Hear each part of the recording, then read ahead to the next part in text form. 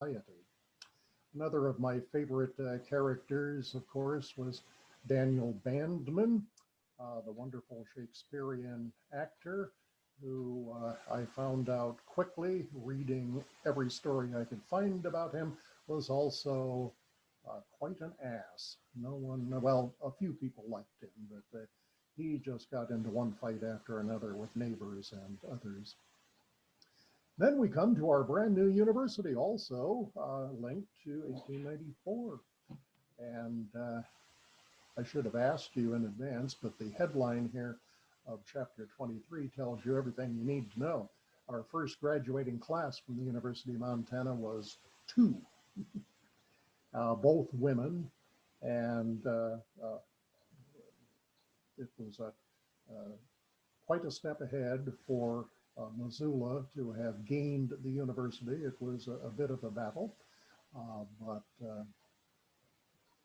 turned out well for us, and started out with a single each room building, and they said they had 135 students registered for classes, but I found many stories indicating that there was great puffery going on about that. They didn't want to be embarrassed at how small the actual uh, student numbers were, and they did puff it up a bit to save face. There was, of course, our derelict city council, uh, which had to find a place into the book. The one night in 1890, they had a meeting that you think they squabble now. Well, among the quotes from one council person to another, "Don't talk to me that way, you dirty little scrub." You can probably envision that happening today. Then there was the shootout at 4th and Higgins. Don't know whether any of you might have heard of that. I just found it amazing. This was in 1894 and involved a well-known local dentist, Dr. Fred Ellis, and Jack Dowdle, who was an extremely well-known person in town because he was a conductor on the Bitterroot branch of the railway. And to be a conductor on the railroad gave you considerable status at that time in Western Montana communities. There was, of course, our wonderful fire department. Here's a shot from 1892 of the fire department. And I was, well, certainly interested in the fire department, but uh, the most interesting part to me were the fire horses. And the most famous of Missoula's fire horses were named Snap and Prince. So I gave them their own little story. I talked about the railroad strikes, Coxey's Army. Um, this is a shot from the archives circa 1883. I can't be certain it is the first train to finally arrive in Missoula after the line was completed, but it's in that period and gives you some idea of the layout of the city at that time from the hill looking south. There certainly uh, were political, uh, political incorrectness was rampant in newspapers in the 1800s. Um, the Missoula Pioneer, uh, which originally was the Cedar Creek, Missoula and Cedar Creek Pioneer, with reference to Cedar Creek, the Superior area with its gold discovery, had its salutatory message, its first issue on September 15th of 1870. And among the things it said were astounding. "We shall deal in no gentle mood with those in our midst who would impede the onward march of empire by fostering and giving employment to heathen Asiatic slaves in preference to the freeborn, large-souled, and intelligent white men who have ever composed the glorious vanguard of American civilization. There you have it, bald-faced racism in Missoula's very first newspaper. Of course, we had to cover sports a bit. Uh, Baseball was literally a fever in Missoula. It's not just a current fever, which is on hold at the moment because of the pandemic and other issues, but literally potatoes, rutabagas, and onions were flying through the air. Just about anything spherical was used in a street or alley game of baseball by the youth in Missoula. This picture is right around the turn of the century at a baseball field on the edge of the river. Of course, we had the swell set, and my favorite person in the world, Violet Gleamer, who was a make-believe society columnist. They had another one at another time by a columnist by the name of Glitter. But Violet Gleamer was supposedly the editor of the Missoulian, doing a fake social column and trying to pit the North Side against the South Side Women's Club, etc. One of the things I found was the Biota Club, which was a group of young ladies, a social group, and they formed the Ladies Kazoo Orchestra. That is featured in the book, and quite an interesting tale. Speaking of tales, we end up the book with a literal tale, a kangaroo in St. Regis. This is common of early newspapers. They would have correspondents, in quotation marks, who would simply write up the local goings-on in a small community and forward it to area newspapers in larger communities. Well, this correspondent, whose name was just initials or whatever, they never really identified themselves, made up this story about a kangaroo in St. Regis.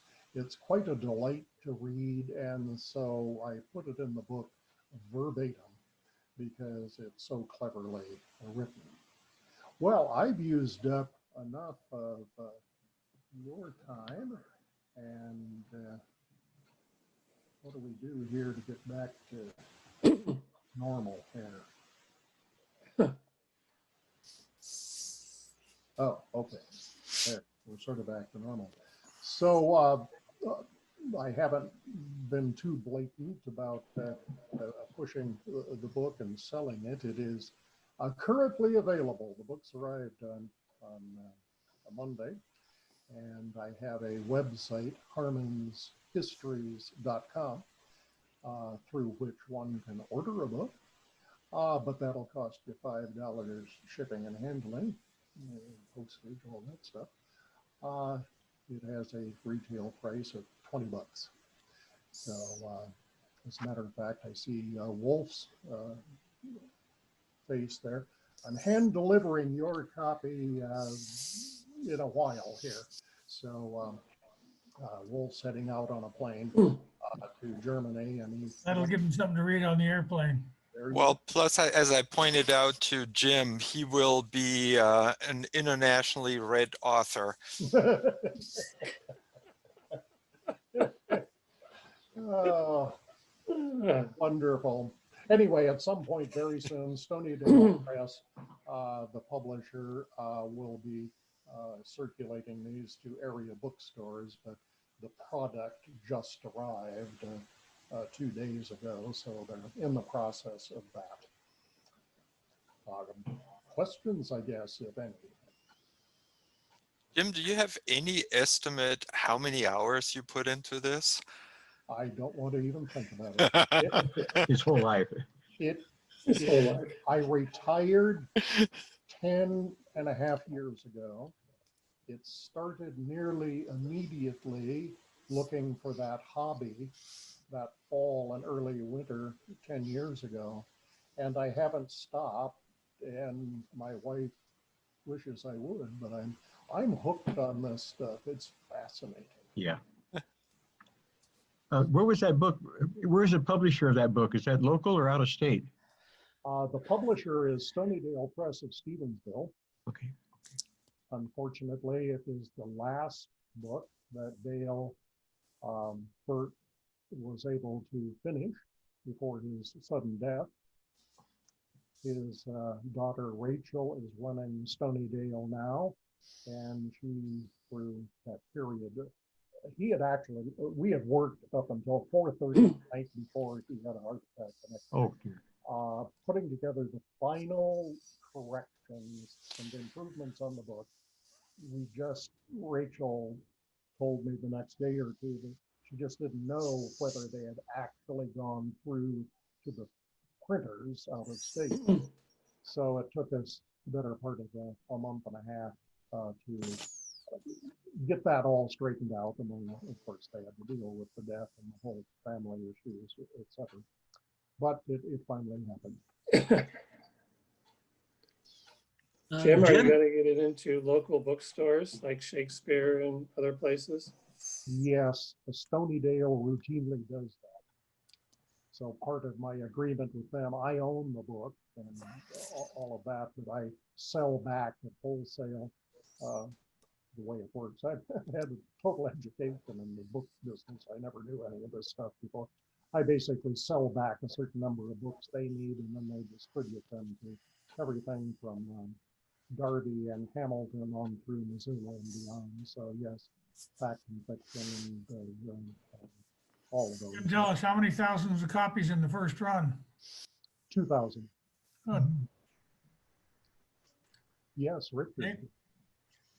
Two questions. The place that has all of the Western Montana newspapers, does that include the Kaiman as well? The Kaiman is a separate beast. It was a separate project of the University of Montana, I believe the journalism department, if I'm not mistaken. They took it on as a separate project, and they have recently put every known saved copy of the Kaiman since #1 in a digital database available free to you and everyone. Oh, good. The other question is, there was a very famous chemist at UC Berkeley. His name was Bray, William C. Bray. He did some work that was important to me. And I'm wondering whether he might be related to Archibald Bray. Did you have any idea how I might try to track that down? Well, Bill Lawrence is one of the best sources of our own member, Bill Lawrence, who's heavily into genealogy and every database known to humankind involving that. He, in fact, has been helping me over the last 2 or 3 months with finding more background on a very interesting family in Missoula, a sheriff who was married for a short amount of time to a woman half his age who then shot him in an argument after a couple of months of marital bliss or otherwise. So I would certainly recommend him. Those kind of databases really do help. You can just enter names and start to see connections. I'm terribly frugal, and Ancestry and others cost a lot of money per month, so I use them so rarely, but luckily I have some friends here among our group who help me with some of that research. That's the best I could do. Certainly a newspaper search is possible. Newspapers.com, again, a pay service. I don't pay for that. I pay for the Missoulian.com archives simply because it saves me time. I have most of the material on digital files, but theirs is word searchable. So I'm willing to pay the $8 a month to do word searches to find product I'm active. Thank you. You're Ken? very welcome. Wow, Jim, thank you so much. That's a phenomenal book. I've long believed Missoula's history was underreported, and you've done all that hard primary work to get in there and find it, and I love it.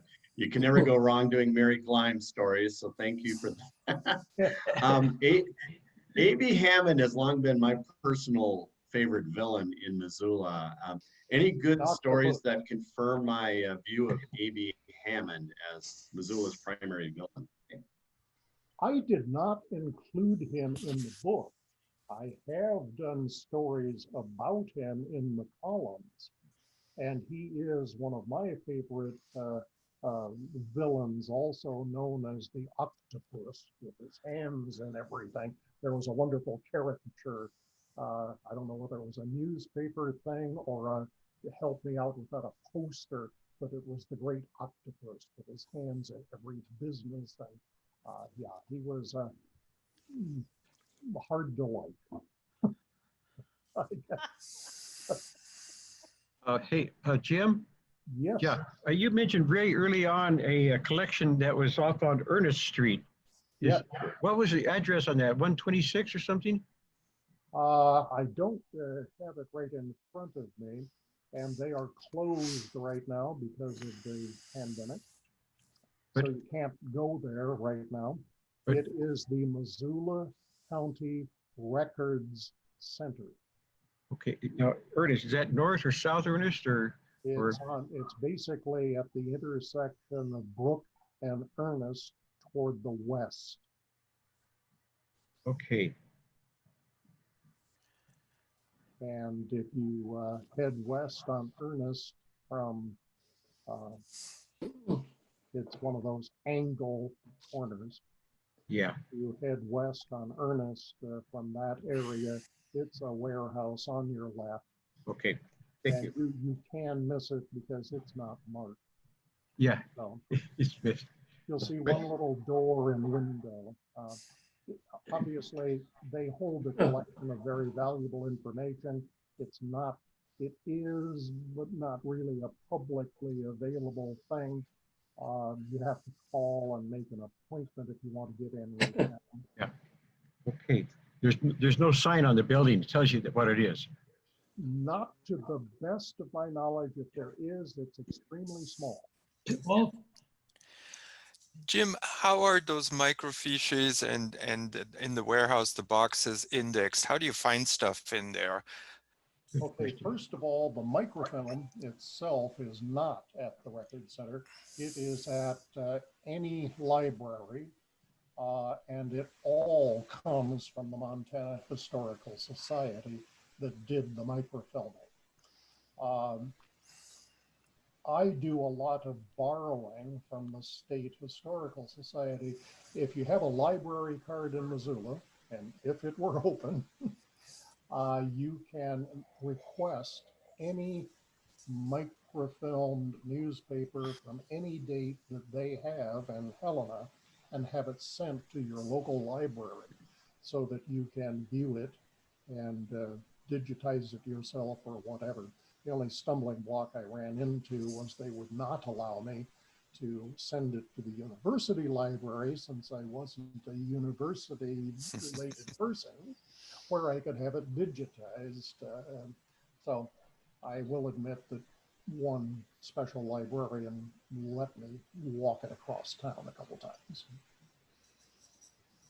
Not saying who. I'm sure they're retired by now. Lee?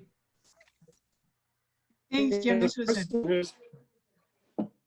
This was a wonderful presentation. Thank you so much. I have several people to buy books for. A couple of comments. When I was in college in the 60s at UM, there was a saying that Kaiman was a Salish word for misprint. So I just wanted to share that. Actually, that's And- a good bit of humor. Actually, in their first issue, which is digitized, they explain the name. So yeah. And I put a plug in for that paw print center at the Mansfield Library.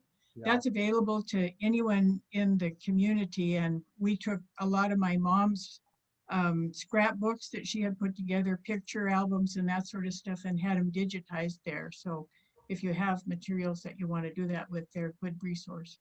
They are. They were just wonderful and allowed me to do so much more than I could have done on my own. Lee, you had a question? Jim? Yeah, I've put a number of projects together and I know there's always, usually if you're a good researcher, you have a lot more material than you can include in your project. Can you give us one tidbit that's really interesting that you didn't have room for? Oh my God. In the book, Just one. just one. Oh my gosh. There's more than one. There are so many.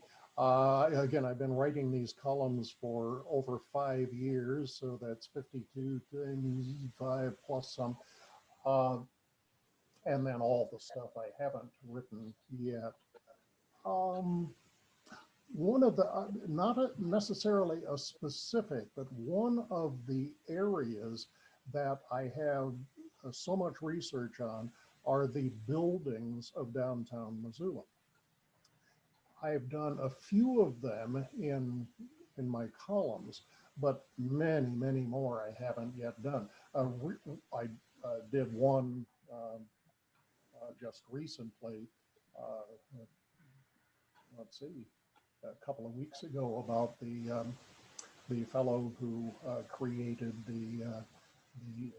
basically the Civic Auditorium Opera House in the early 1900s. And that story was just incredible. I've also done stories on some of the banks and the whole block there on Main Street that recently they took away some of the coverings and found the old facade. I've done those stories. The buildings really do fascinate me, including the old European Hotel. Did that one recently. That burned down in the early 1900s. It no longer exists. It's over there in the area that, I think, there's a funeral home across from the original City Hall there. It's that area where the European Hotel was. It's those sort of things that interest me, but above all, I will tell you, Lee, that it's the human interest story, or in the case of the fire horses, animal interest stories. Real history, those things that make the history book, I avoid.